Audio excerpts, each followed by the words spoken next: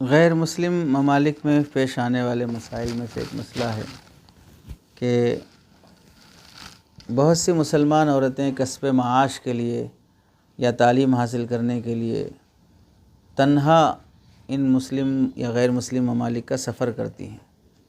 सफ़र में ना तो कोई शरई महरम उनके साथ रहता है और ना उनके साथ जान पहचान वाली कोई ख़वातीन और औरतें रहती हैं।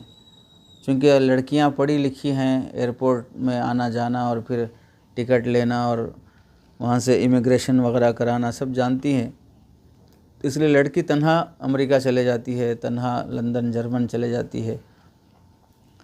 तो इस तरह किसी औरत का तन्हा सफ़र करना शरअन दुरुस्त है या नहीं है? जवाब इस सिलसिले में यह है कि आप अलैहिस्सलाम ने हदीस में फ़रमाया कि औरत 3 दिन यानी शरई मसाफ़त से ज़्यादा सफ़र न करे इल्ला है कि उसके साथ उसका शोहर या कोई महरम हो। इस रिवायत के तहत में जमहूर फ़ुक़हा ने बात लिखी है कि तन्हा औरत का सफ़र करना मना है।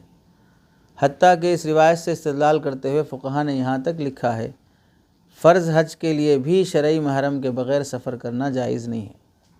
फ़र्ज़ हज के लिए भी तो फिर तालीम हासिल करने या पैसा कमाने, ये तो उससे अदना दर्जे की चीज़ें हैं। फ़र्ज़ हज तो इस्लाम के अरकान में से है, तो उसके मुकाबले में तालीम हो या कस्ब माश हो, ये तो बहुत कम दर्जे की बातें हैं।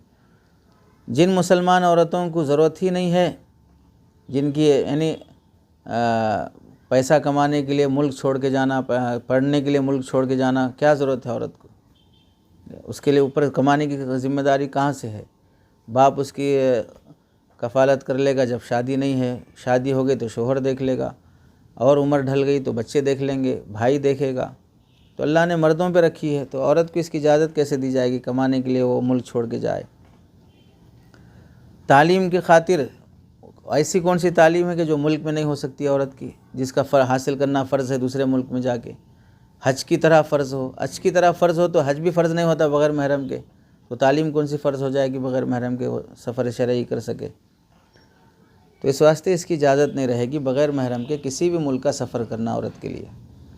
हाँ, अगर कोई औरत ऐसी है जिसका ना शोहर है, ना बाप है, ना ही कोई दूसरा ऐसा रिश्तेदार है जो उसकी माशी कफ़ालत कर सके, और ना ख़ुद उस औरत के पास इतना माल है जिसके ज़रिए वो अपनी ज़रूरतें पूरी कर सके, तो इस सूरत में उस औरत के लिए बक़दरे ज़रूरत कमाने की खातिर शरई पर्दे की पाबंदी के साथ सिर्फ घर से निकलकर अपने ही आसपास में निकलने की इजाज़त है, तब भी मुल्क से निकलने की इजाज़त नहीं है।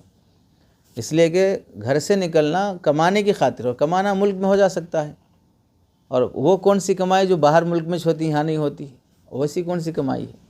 वाज़ादाना कमाई हो सकती फिर तो, यानी हम कोई धंधा शुरू करें, जिस्म फरोशी करें और यहाँ रहे तो बदनामी आती, वहाँ रहे तो कौन पूछने वाला है? तो उसके लिए जब उसके लिए तैयार है तो फिर सफ़र के लिए क्या पूछते? फिर जब वो पूछे बगैर कर ले रहे, तो ये क्या पूछ के करते सफ़र करना नहीं करना बोल के? तो वो कमाना बक़दरे ज़रूरत गुजारा करना वो मुल्क के अंदर ही हो जा सकता है, तो मुल्क से बाहर सफ़र करने की इजाज़त नहीं रहेगी। तो नतीजा ये हुआ कि औरत बग़ैर महरम के सफ़र शरई कोई भी सफ़र नहीं कर सकती, उसके लिए महरम होना ज़रूरी है। इसके साथ दूसरा मसला ये रहता है कि बाज़ मुसलमान औरतें और नौजवान लड़कियां जो नई तालीम हासिल करना चाहती हैं या पैसा कमाना चाहती हैं, गैर मुस्लिम ममालिक में सफ़र करती हैं और बाज़ औक़ात तन्हा वहाँ पर रहती हैं, उनके साथ कोई महरम नहीं रहता। कि जिस फ्लैट में रहती हैं या जिस महल्ले में रहती हैं वहाँ साथ में औरतें हैं दूसरी, चाहे वो मुसलमान हो या गैर मुस्लिम हो, उन औरतों का तन्हा वहाँ पर रहना, औरतों के साथ रहने का मसला है, यानी अपना मुल्क छोड़ के दूसरे मुल्क में जाके रहती हैं, औरतों के साथ रहती हैं, हॉस्टल में रहती हैं, उनके साथ कोई बाप बेटा ऐसा कोई भी नहीं रहता। जाने का मसला तो हो गया कि भाई ये तो हराम है।